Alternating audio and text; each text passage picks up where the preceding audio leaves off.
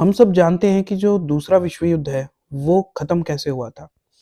जो जापान है, उसने ना अमेरिका के पर्ल हार्बर पे हमला किया था और वहाँ का जो एयर बेस है और जो पोर्ट है, शिप पोर्ट और यार्ड है, जो सैन्य अड्डा था वहाँ पे अमेरिका का, उसको कामिकाज़ी जो प्लेन्स थे, उनसे तबाह कर दिया था। इसका बदला लेने के लिए ना, जो अमेरिका था, उसने जापान के ऊपर नागासाकी और हिरोशिमा पे बम गिराए थे। तो इसी के बीच में ना, ये जो परमाणु बम के जो एक्सप्लोजन्स हुए थे, इसमें लगभग सारे लोग मर गए थे और सिर्फ लोग ही नहीं, जो लोहे होते हैं ना वहाँ पे, लोहे, ईंट, पत्थर वो पिघल गए थे मतलब। आप समझो उसकी जो गर्मी और इंटेंसिटी थी ना परमाणु बम की, वो कितनी गदर की थी।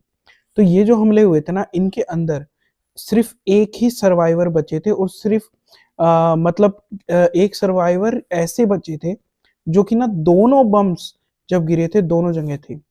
इनका नाम था तेशीतोमो यामागुची और इनका जो जन्म हुआ था 1916 में, इनका जन्म हुआ था जापान में।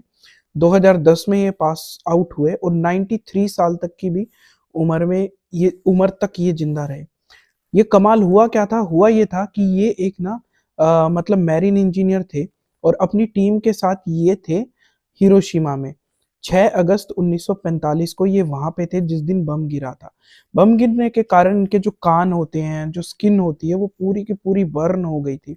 पर इवन दो ना ये वहाँ से बच गए और सिर्फ बचे ही नहीं, फिर एक दूसरे किसी शिप में ये अपने घर जो कि नागासाकी में था, ये हिरोशिमा से नागासाकी आ गए और इन्होंने जो इनके सुपीरियर्स थे उनको बताया, सबको बताया कि भाई ऐसा हो गया है हिरोशिमा पे।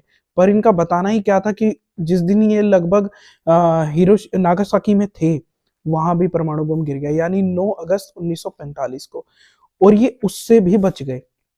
तो ये जो है ना, ये एकलौते ऐसे बंदे थे जो कि ना जापान के न्यूक्लियर बम के ना सर्वाइवर बचे थे। और इसीलिए ना इनको एक टर्म भी दी गई थी जापान के द्वारा, और वो टर्म थी निबियू हिबाकुशा, यानी परमाणु बम के द्वारा 2 बार बचने वाला आदमी।